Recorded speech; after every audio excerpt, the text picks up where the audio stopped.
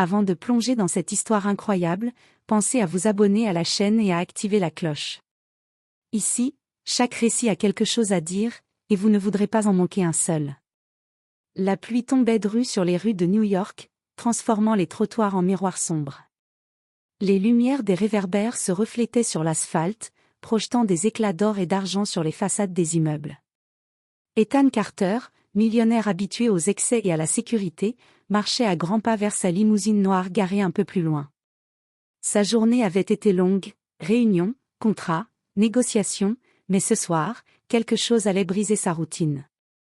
Une silhouette tremblante attira son attention, une jeune femme enceinte, seule, tentait de traverser une rue bondée, visiblement paniquée par la circulation intense.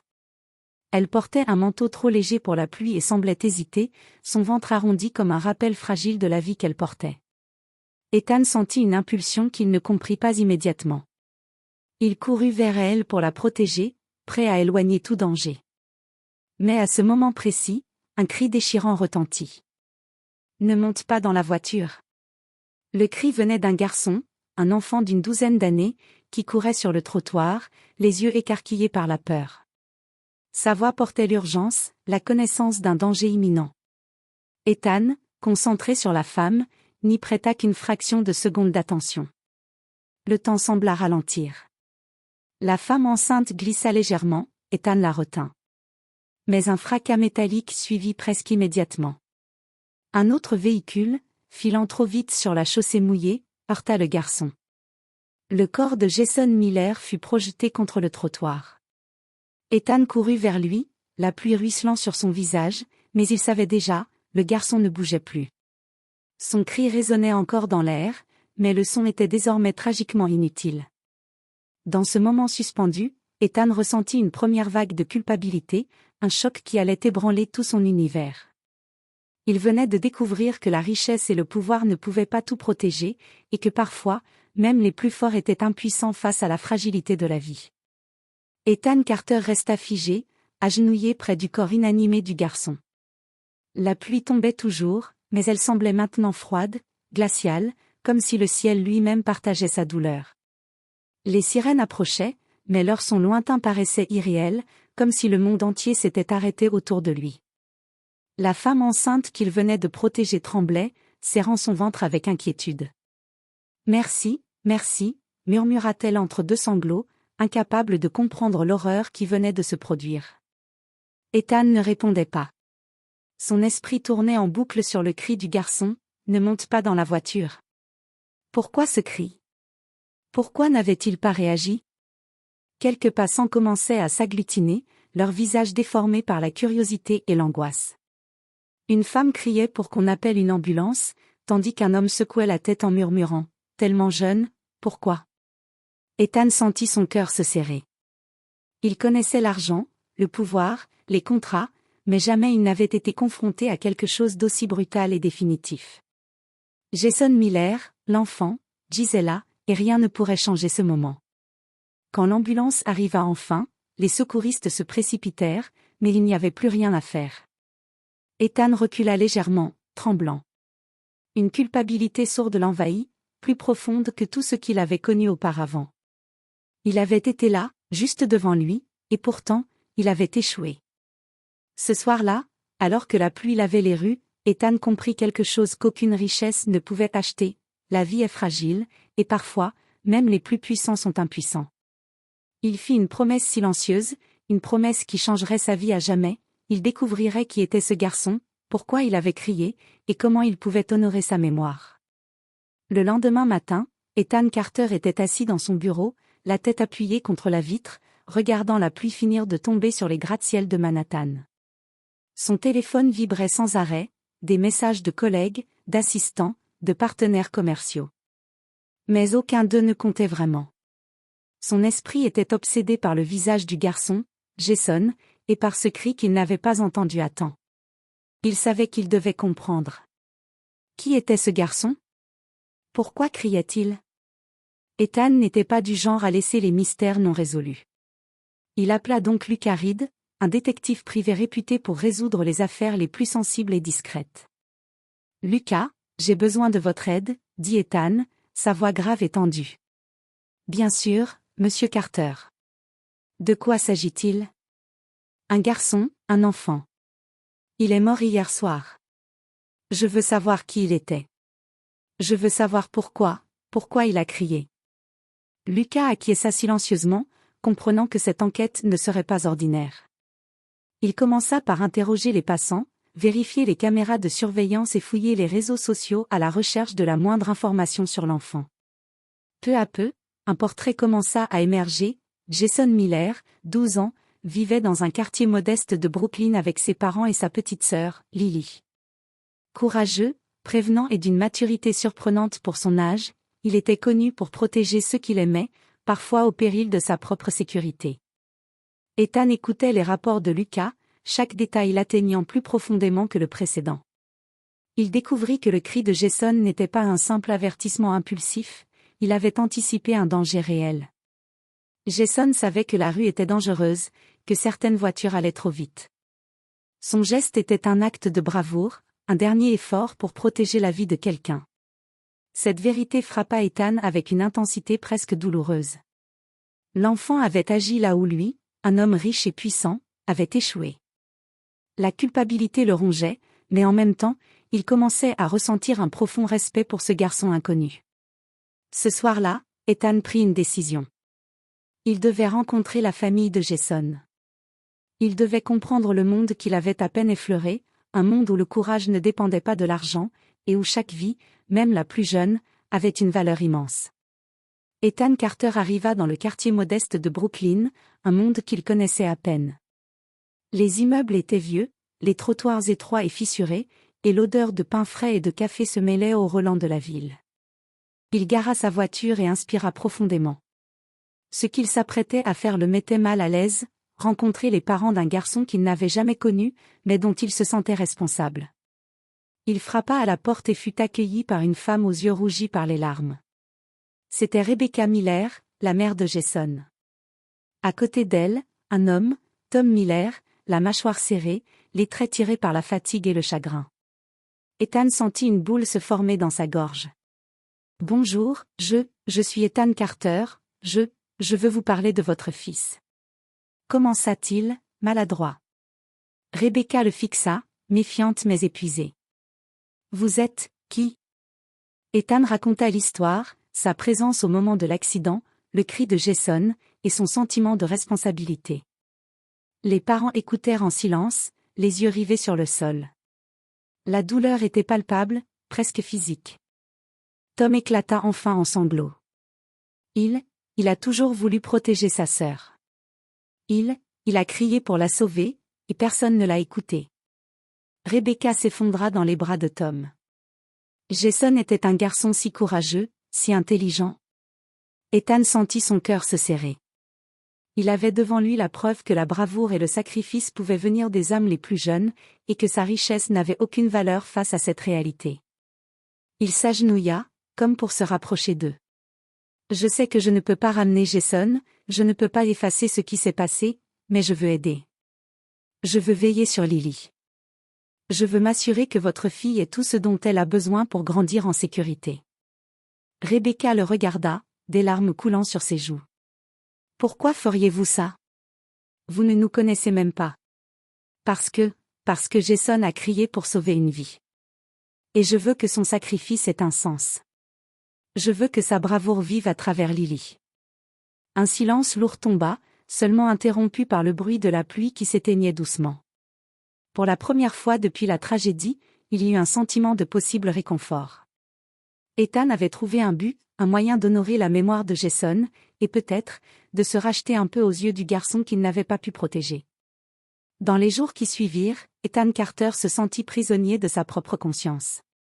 Chaque décision, chaque rendez-vous, chaque sourire forcé au travail semblait insignifiant face à la tragédie de Jason. Il revoyait en boucle le cri du garçon, la pluie, le choc, et ce corps inanimé sur le trottoir. Le millionnaire, habitué à contrôler chaque aspect de sa vie, se rendait compte que certaines choses étaient irréversibles. Pour la première fois, la richesse et le pouvoir ne lui offraient aucune protection contre la culpabilité. Même ses conseillers financiers et ses assistants personnels, si efficaces dans le monde des affaires, étaient impuissants à apaiser sa douleur. Il avait échoué à protéger une vie innocente. Déterminé à agir, Ethan se concentra sur la promesse qu'il avait faite aux Miller, prendre soin de Lily, la sœur de Jason. Il engagea une équipe de tuteurs privés, assura un suivi médical complet, et mit en place un environnement sûr pour elle. Chaque action était mesurée, réfléchie, mais aucune ne pouvait effacer la perte. Pourtant, ce travail était nécessaire. Ethan réalisa que sa responsabilité ne se limitait pas à réparer une erreur, il devait honorer la mémoire de Jason à travers ses actions. Il passa des heures à réfléchir à ce qu'il pouvait faire pour protéger d'autres enfants, afin qu'aucun autre garçon ne crie en vain. Cette culpabilité, bien qu'écrasante, devint une force. Elle transforma son approche de la vie et de la richesse.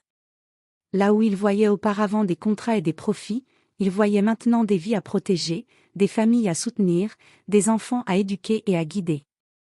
Un soir, alors qu'il s'asseyait dans son bureau, Ethan écrivit dans son journal.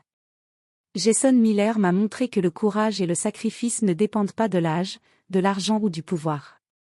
Ma richesse doit maintenant servir à ceux qui en ont besoin, et non à moi seul.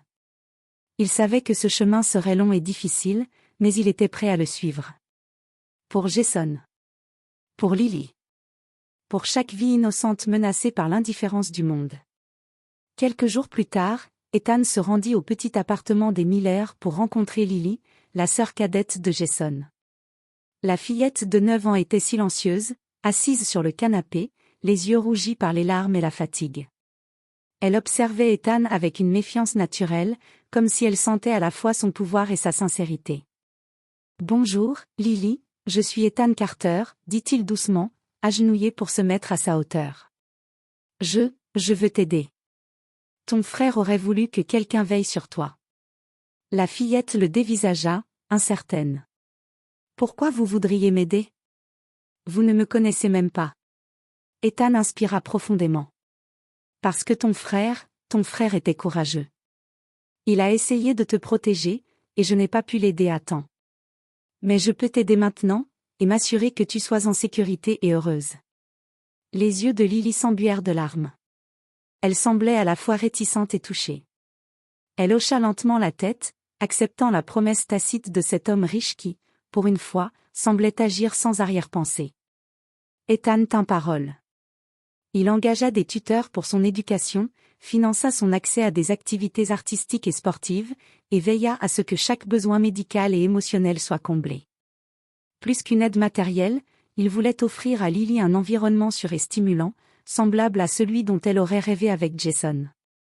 Au fil des semaines, une relation de confiance commença à se tisser entre eux. Lily commença à sourire à nouveau, à partager ses histoires de l'école et ses souvenirs de son frère. Ethan écoutait attentivement, apprenant non seulement à connaître la fillette, mais aussi à comprendre la profondeur de la bravoure et du sacrifice de Jason. Une nuit, après avoir accompagné Lily à la maison, Ethan resta devant son appartement, réfléchissant à tout ce qu'il avait entrepris. Il comprit que sa promesse allait bien au-delà de la protection d'une enfant, elle représentait la responsabilité morale de transformer sa richesse en quelque chose de véritablement significatif. Il murmura pour lui-même, presque comme une prière. « Je te promets, Jason, je ne laisserai jamais tomber ta sœur. Je ne laisserai jamais que ton sacrifice soit oublié. » Pour la première fois depuis l'accident, il ressentit un peu de paix, une direction nouvelle dans sa vie. Mais il savait que ce n'était que le début d'un chemin long et exigeant. Les mois passèrent, et Ethan Carter ne ressemblait plus à l'homme qu'il était avant la tragédie de Jason. La culpabilité initiale avait évolué en une détermination calme et résolue. Sa richesse et son influence, qu'il utilisait autrefois pour négocier des contrats et acquérir des biens, étaient désormais mises au service d'une cause plus grande, protéger les enfants et sensibiliser aux dangers invisibles qui menaçaient leur innocence. Ethan mit sur pied une fondation dédiée à la sécurité des enfants, finançant des programmes d'éducation routière, des activités périscolaires dans les quartiers défavorisés et des initiatives de mentorat pour les jeunes à risque. Chaque projet portait le nom de Jason, comme un hommage à son courage et à son sacrifice. Il participa à des conférences, rencontra des responsables municipaux, et utilisa son réseau pour mobiliser des ressources là où elles étaient le plus nécessaires. Son monde de luxe n'avait pas disparu, mais il était devenu un outil de responsabilité et d'impact social.